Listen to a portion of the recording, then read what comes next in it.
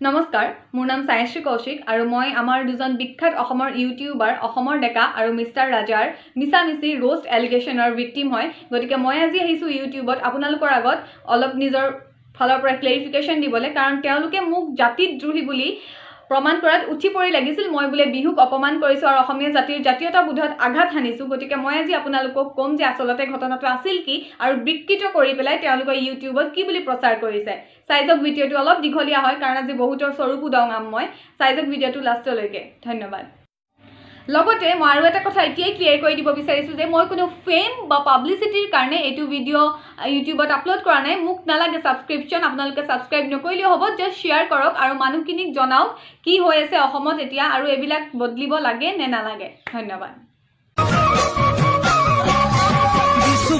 পাতি মাৰা জাতি মুকৈ তেজেৰে বৈ যাব বুৱতী নৈ, তেজেৰে বৈ যাব বুৱতী নৈ, মৰি মৰি যেন তোমাৰ চালে ভিডিঅ'টো। এতিয়া মোৰ 3টা পইণ্ট ক্লিয়াৰ কৰিবলগীয়া আছে। প্ৰথম কথাটো হ'ল যে মিষ্টাৰ ৰাজাই কৈছে বিহু গীতত তেনেকুৱা ডান্স কৰিব নালাগে। ঠিক আছে, মই প্ৰথমতে তেওঁক ভুলটো শুধৰাই দিব বিচাৰিছোঁ যে এইটো বিহু গীত নহয়, এইটো বিহুসুৰীয়া আধুনিক গীত। আমাৰ জুবিনদাৰ কণ্ঠত এইটো বিহুসুৰীয়া আধুনিক গীত, জানমণি কেছেটৰ, যাৰ কভাৰত লিখা আছে বিহুসুৰীয়া আধুনিক গীত বুলি। ছেকেণ্ড পইণ্টটো হ'ল যে তেওঁ যে অসমীয়া মানুহক মিছলিড কৰিছে, বিহু বিকৃত কৰিছে বুলি। বিহু বিকৃত কেতিয়া হয় জানানে তুমি মিষ্টাৰ ৰাজা? বিহু বিকৃত হ'বলৈ হ'লে যদি কোনোবাই বিহু সাজযোৰ ভুলকৈ পিন্ধিছে, বিহু সাজ পিন্ধি অশালীন নৃত্য কৰিছে, নহ'লে বা বিহু নাচ ভুলকৈ নাচিছে, হয়তো জাতীয় প্ৰেক্ষাপটত বা আমাৰ অসমৰ ভিতৰতে হওক, যদি বিহু নাচ ভুলকৈ নাচিছে তেতিয়া বিহু বিকৃত হ'ব। বিহুত গোৱা গান ভুলকৈ গাইছে, বিহুৰ বাদ্যযন্ত্ৰ ভুলকৈ বনাইছে, তেতিয়া তাক ক'ব যে বিহু বিকৃত কৰিছে। ঠিক আছে। আৰু মোৰ থাৰ্ড পইণ্টটো হৈছে যে তুমি এতিয়া ইমান মাতিছা যে বিহু গানত হিপ হপ কৰিব নোৱাৰে, বিহু গানত বেলেগ ফৰ্ম নাচিব নোৱাৰে। যেতিয়া ৰাষ্ট্ৰীয় প্ৰেক্ষাপটত বা জাতীয় প্ৰেক্ষাপটতে হওক, যেনেকৈ DID বা এনেকুৱা যোনবিলাক নেশ্যনেল আমাৰ TV চেনেল আছে, তাত যেতিয়া বিহু সাজযোৰ পিন্ধি হিন্দীয়ে হওক বা বেলেগ কোনো বেলেগ ভাষাৰ গানত যেতিয়া বিহু পাৰফৰ্ম কৰে বা বিহু নহ'লেও বেলেগ ডান্স কৰে, তেতিয়া তোমালোক ক'ত থাকা?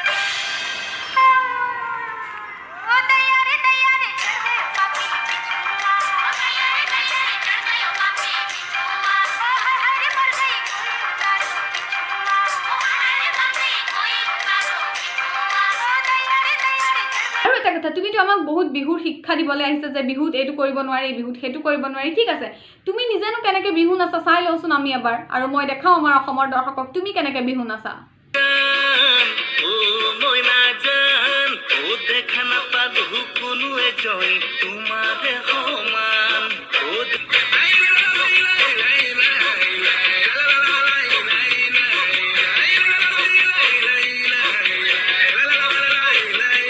এইটো কি নৃত্য মিষ্টাৰ ৰাজা? পাগল উন্মাদৰ দৰে হাত দুটা মেলি এনেকুৱা এনেকুৱা কৰি এইটো কি নৃত্য? এইটোতো একো ফৰ্ম নহয়। তাই বাৰু এটা ফৰ্মতে নাচিছিলে, তুমি কি নাচিছা এইটো? ঠিক আছে, মই সেইবিলাকত নাযাওঁ, কিন্তু মই তোমাক এটা কথা কৈ থ'ব বিচাৰোঁ যে অসমীয়া ভাষাৰ কথা আছে, উপদেশতকৈ আৰ্হি ভাত। এটা আঙুলি যদি তুমি বেলেগৰ ফালে তোমাৰ, বাকীকেইটা আঙুলি কিন্তু তোমাৰ নিজৰ ফালেই তোমাৰে। গতিকে মই তোমাক ক'ব বিচাৰোঁ যে তুমি বিহুৰ শিক্ষা দিয়াৰ আগত নিজে অলপ বিহুৰ পিনে শিক্ষা লৈ লোৱা, তাৰপিছত আহিবা আমাক শিক্ষা দিবলৈ। কাৰণ আমি অসমীয়া ছোৱালী সৰুৰ পৰা বিহু নাচিছোঁ, তুমি আমাক শিকাব নালাগে জাতীয় প্ৰেম কি। ঠিক আছে। আৰু এতিয়া আহোঁ মোৰ কাহিনীলৈ। মই মোৰ এই ভণ্টিক কৰা ৰোষ্ট ভিডিঅ'টোৰ ক্লেৰিফিকেশ্যন হিচাপে এটা ভিডিঅ' বনাইছিলোঁ টিকটকত, য'ত কৈছিলোঁ যে মই কি কৈছিলোঁ আপোনালোকে নিজে চাই লওক। জাষ্ট এটা হিপ হপ কৰিছে। হিপ হপ এটা ডান্স ফৰ্ম, তুমি হয়তো নাজানে, মই কৈ দিছোঁ। Hip hop, contemporary, free style এইবিলাক হৈছে ডান্স ফৰ্ম। আমাৰ বিহু এটা ডান্স ফৰ্ম। ইয়াত এইটোহে বুজাবলৈ চেষ্টা কৰিছিল যে বিহু আৰু হিপ হপ দুইটাই নৃত্য, দুইটাই কলা, দুইটাই সাধনা। মই ইয়াত বিহু আৰু হিপ হপৰ তুলনা কৰিবলৈ যোৱা নাছিলোঁ, যোনটো বিকৃতভাৱে তেওঁলোকে অসমীয়া ৰাইজৰ আগত প্ৰচাৰ কৰিছে বোলে এই ছোৱালীজনীয়ে বিহুক হিপ হপৰ লগত তুলনা কৰিছে। মই এনেকুৱা কোনো ধৰণৰ কথা কোৱা নাছিলোঁ। দুইটাই কলা, দুইটাই শিল্প, দুইটাই সাধনা। মই জাষ্ট সেইটো কথা কৈছিলোঁ। আৰু তাৰপিছত অসমৰ ডেকাই বাৰে প্ৰতি নিজৰ ভিডিঅ'ত এটা কথা কৈছে। এতিয়া তেওঁ নিজৰ ভিডিঅ'টো ডিলিট কৰি দিলে, কিয় নাজানো, বা প্ৰাইভেট কৰি থ'ব পাৰে, মই পোৱা নাই, নহ'লে আপোনালোকক দেখালিলোহেঁতেন ক্লিপটো। তেওঁ কৈছে যে এই ছোৱালীজনীৰ মতে বিহু হেনো এটা ডান্স ফৰ্ম হে, বিহু হেনো এটা ডান্স ফৰ্ম হে। মইতো সেইটো কোৱা নাছিলোঁ। এই হে শব্দটোৱে গোটেই চেণ্টেন্সটোৰ মিনিংটো চেঞ্জ কৰি পেলাইছে। অসমৰ ডেকা তুমি জানানে নাজানো, কিন্তু অসমীয়া ব্যাকৰণত এনেকুৱা বহুত শব্দ আছে যিয়ে এটা লাইনৰ এটা তুমি যোনটো কথা ক'ব বিচাৰিছিলা তাৰ মতলব সম্পূৰ্ণৰূপে চেঞ্জ কৰি দিয়ে, যেনেকৈ এই হেটোৱে কৰিছে। মইতো সেইটো কোৱা নাছিলোঁ যে বিহুহে এটা নৃত্যহে। মই কৈছিলোঁ যে বিহু এটা নৃত্য, আৰু বিহু নৃত্যক নৃত্য নহয় তুমি কি ক'বা? ইয়াত তুমি বিহুক নি পেলাই পানী উৎসৱৰ লগত তুলনা কৰি দিছা মই বিহু উৎসৱৰ কথা কোৱা নাছিলোঁ বিহু আমাৰ জাতিৰ প্ৰাণ তুমি যদি অসমৰ জাতিৰ ৰক্ষাৰ ঠিকা লৈ থৈছা তেন্তে তুমি এইটো এটা কথা মনত ৰাখিব লাগিছিল যে অসমীয়া ছোৱালী নিজৰ ভণ্টিৰ নিচিনা বা বাইদেউৰ নিচিনা হ'ব তেওঁকো অলপ সন্মান দিওঁ অলপ বেছি খোজা নাই অলপ কিন্তু তুমি লাষ্টত সেই এইটো অশ্লীল ইংগিত কি দি থৈ গ'লা তুমি কি ভাবিছা কোনো মানুহে বুজি পোৱা নাই হা কোনো মানুহে বুজি পোৱা নাই বুলি ভাবা তুমি অসমীয়া মানুহবোৰক কি অকৰা বুলি ভাবা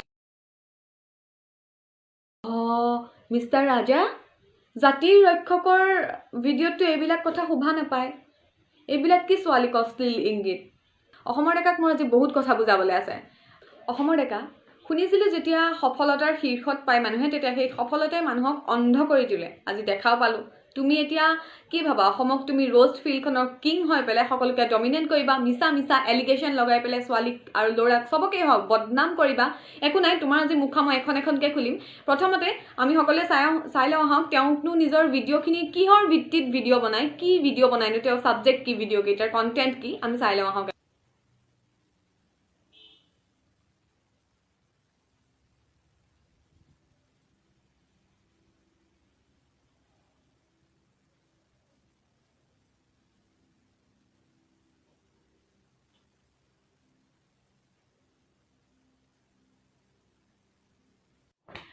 দেখিলে নহয় তেওঁ কি সাবজেক্টৰ ওপৰত ইমান দিনে ভিডিঅ' বনাই আছে ছোৱালী ছোৱালী ছোৱালী ছোৱালী ছোৱালী বোৱাৰী এইবিলাক বা টিকটকৰ বিভিন্ন মানুহক আনি পেলাই ৰোষ্ট কৰি আছে ঠিক আছে তুমি ৰোষ্ট কৰা মোৰ কোনো প্ৰব্লেম নাই কিন্তু তুমি এইবিলাকে কি থাম্বনেইল লগাইছা ভিডিঅ'ৰ তলত যোনবিলাক তোমাৰ লিখি দিছা যে ভিডিঅ'টোৰ হেডলাইন বা কিবা বুলি কোৱা নাজানো মই সেইবিলাক তুমি কি লগাইছা কি নিৰ্লজ্জভাৱে কি ভাষা ব্যৱহাৰ কৰিছা তুমি হা আৰু তুমি কোৱা যে তুমি অসমীয়া জাতিৰ ৰক্ষক তোমাৰ অসমীয়া জাতিৰ কিবা এটা হ'লে অসমীয়া সমাজত কিবা এটা বেয়া হ'লে তোমাৰ পুতুককে তেজ উঠলি উঠে কিন্তু তুমি এইবিলাক কি লগাইছা নিজে তুমি পপুলাৰ হয় অসমৰ তোমাৰ অডিয়েন্স আছে বেছি তোমাৰ সাবস্ক্ৰাইবাৰ আছে কোনোবাই যদি সাৰ্চ কৰে কিবা এটা ভিডিঅ' অসমৰ বাহিৰৰ হওক বা কিবা তুমি হৈছে অসমৰ আটাইতকৈ ডাঙৰ ফেন বেছ থকা ইউটিউবাৰ আৰু ফাৰ্ষ্টত আহিব তোমাৰ ভিডিঅ'টো শ্ব' কৰিব তাহাঁতত মোৰ ভণ্টিয়ে নচা হিপ হপ সৰু ছোৱালীজনীয়ে নচা ভিডিঅ'টো শ্ব' নকৰে তোমাৰ ভিডিঅ'টো শ্ব' কৰিব আৰু তাত কি দেখিব যে অসমৰ মানুহ এনেকুৱাই নে যে সবকে ৰোষ্ট কৰিবলগীয়া অৱস্থা হৈছে কি অসমৰ ছোৱালী সব এনেকুৱাই নে কি নিৰ্লজ্জ অসমৰ ছোৱালী তুমি কি বুলি ৰিপ্ৰেজেণ্ট কৰিছা অসমত ইউটিউবৰ ফিল্ডখনত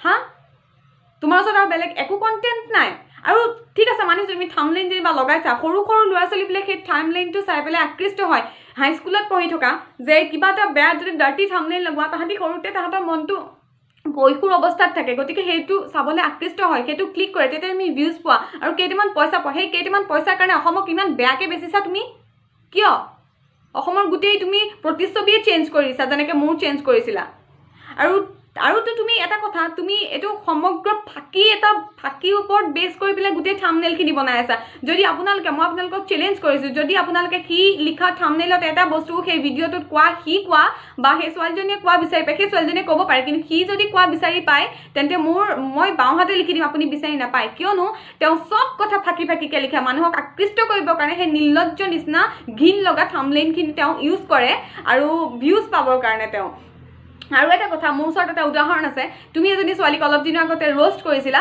এই ফটোখন চাই লৈ এই ছোৱালীজনীক ৰোষ্ট কৰিছিলা তুমি এইটো ভিডিঅ'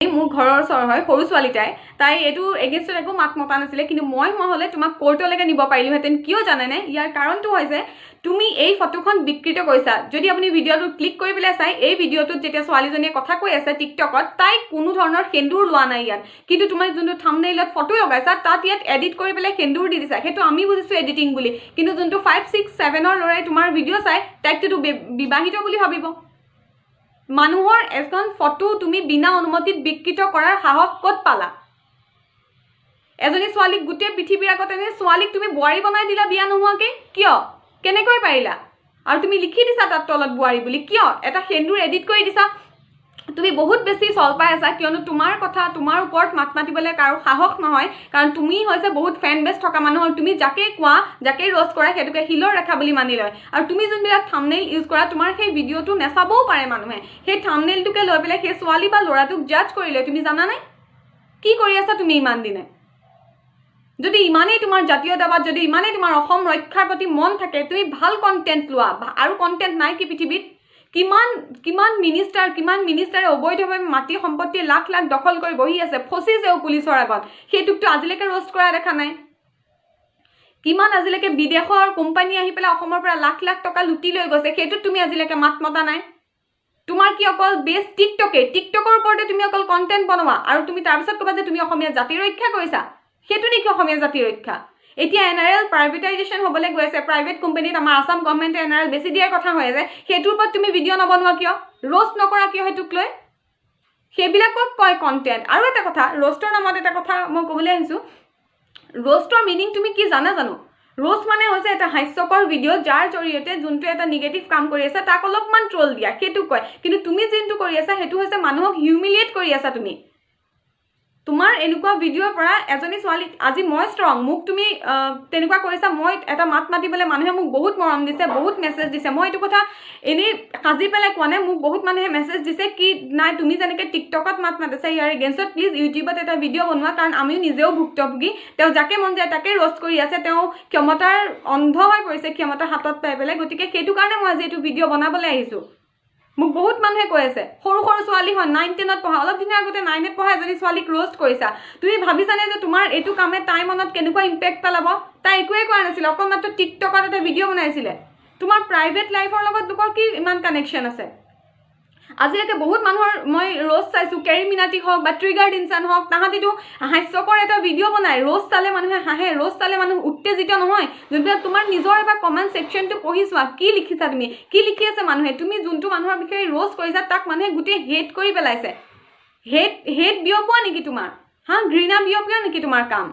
তোমাৰ ৰ'ষ্ট কৰাহে, ৰ'ষ্ট তেনেকৈ নকৰে নহয়, ৰ'ষ্ট মানুহক নকৰে, ৰ'ষ্ট মানুহে কৰা এটা দুটা পাৰ্টিকুলাৰ বেয়া কামক কৰে। তুমিতো মানুহজনৰ বা ছোৱালীজনীৰ কেৰেক্টাৰ চাৰ্টিফিকেট দি আছা নিজৰ ভিডিঅ'ত, কিয়? ক্ষমতাৰ বলত অন্ধ, অলপমান ছাবস্ক্ৰাইবাৰ পাই অন্ধ হৈ গ'লা, অসমক ৰিপ্ৰেজেণ্ট কৰিব গৈছে ইউটিউবত, আৰু ইমান ফাঁকি গোটেই তোমাৰ ভিডিঅ' ফাঁকি, তোমাৰ একো কথাৰ সঁচা নাই। যদি তোমাৰ সঁচা কথা থাকিলেহেঁতেন তেতিয়াও মই একো নকওঁ, কোনো নাই যে তোমাক টক্কৰ দিবলৈ, তুমি কি ভগৱান? অৱশেষত মই অসমীয়া সকলো ছোৱালীৰ কাৰণে বা ল'ৰাৰ কাৰণে, যাৰ কাৰণে হওক যোনে ৰ'ষ্টৰ ভুক্তভোগী হোৱা, মিছা যদি এলিগেশ্যন লগাই তোমাৰ ওপৰত কোনোবা ইউটিউবাৰে, হয় অসমৰ ডেকা হ'ব পাৰে বা যিকোনো ইউটিউবাৰে, তুমি তোমাৰ এইটো চাইবাৰ ক্ৰাইমত ৰিপৰ্ট কৰিব পাৰে। মই তলত লিংক দি দিম আৰু ডেছক্ৰিপশ্যনতো লিখি দিম চব কথা, কেনেকৈ তুমি কি আণ্ডাৰত, কি ছেকশ্যনৰ আণ্ডাৰত ৰিপৰ্ট কৰিব পাৰা। কাৰণ মেণ্টেল হেৰাছমেণ্ট আৰু ফিজিকেল হেৰাছমেণ্টৰ শাস্তি সমানে, দুইটাৰ সমানে শাস্তি আছে। আৰু ই যে তোমাৰ বিনা অনুমতিত তোমাৰ ফটো বিকৃত কৰিছে, আৰু আমাৰ ঘৰৰ ছোৱালীজনী আৰু বা বেলেগ ছোৱালীও চব বহুতে কৰিছে চাগে, মই তোমাৰ চব ভিডিঅ' চোৱা নাই। তোমালোকে এইটো ৰিপৰ্ট কৰিব পাৰিবা, পুলিচে আহি ঘৰৰ পৰা উঠাই লৈ যাব। কাৰণ আজিকালি চাইবাৰ ক্ৰাইম বহুত সক্ৰিয় আমাৰ অসমত, কোনো কাকো কেতিয়াও মাৰ্চি নকৰে যে ডাঙৰ ছাবস্ক্ৰাইবাৰ আছে নাই এইটো ল'ৰাক এৰি দিওঁ, এইটো নহয়।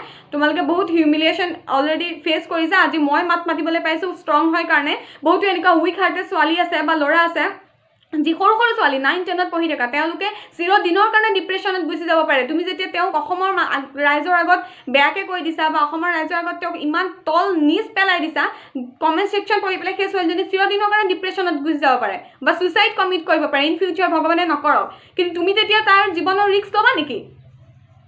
গতিকে এটা ভিডিঅ' বনোৱাৰ আগত শুদ্ধ আৰু সঁচা কণ্টেণ্ট ল'বা, তাৰপিছত থাম্বনেইল সঁচাকৈ বনাবা যে ছোৱালীজনী এইটো কথা কৈছিলে নে নাই। মিছা থাম্বনেইল লগাই বদনাম নকৰিবা মানুহক। লাষ্টলি মই এটা কথা ক'ব বিচাৰিছোঁ যে যোনখিনি মানুহে মোক বহুত ছাপোৰ্ট কৰিলে, মোক কোনেও কালিলৈকে চিনি নাপায়, কিন্তু টিকটকত যেতিয়া মই মুখ খুলিবলৈ সক্ষম হ'লোঁ আমাৰ এই ইউটিউবাৰ দুজনৰ মিছা এলিগেশ্যনৰ বিৰুদ্ধে, তেতিয়া বহুত মানুহে মোক ছাপোৰ্ট কৰিছে, বহুত মানুহে মোক মেছেজ কৰিছে যে তুমি বহুত ভাল কাম কৰিছা। সেইবিলাক মানুহক থেংক ইউ ছ' মাছ। আৰু মই বিচাৰোঁ ইন ফিউচাৰ মোক ছাপোৰ্ট কৰি যাওক, আৰু মই তোমালোকক প্ৰটেক্ট কৰিম। যদি এনেকুৱা ইন ফিউচাৰ মই দেখা পাওঁ যে মিছা ৰ'ষ্ট কৰিছে, তোমালোকে মোক মেছেজ কৰিবা, আৰু মই এনেকুৱাই ভিডিঅ' বনাম আৰু এনেকেই জাৰি দিম। ধন্যবাদ। আচলতে এনেকুৱা এটা ভিডিঅ' অসমত খুবেই জৰুৰী আছিলে। ইমান দিনৰ পৰা চবেই মুখ বন্ধ কৰি চাই আছিলে, ক্ষমতা দেখি হয়তো ভয় কৰিছিলে, কিন্তু মই ভয় নকৰোঁ। মোৰ মা দেউতা, মোৰ ফেমিলি মোৰ লগত আছে, মোৰ সকলো বন্ধু বান্ধৱ মোৰ লগত আছে, মই ভয় নকৰোঁ। এজনী ছোৱালী হয় তোমাৰ প্ৰতিদ্বন্দ্বিতা কৰিম। ধন্যবাদ।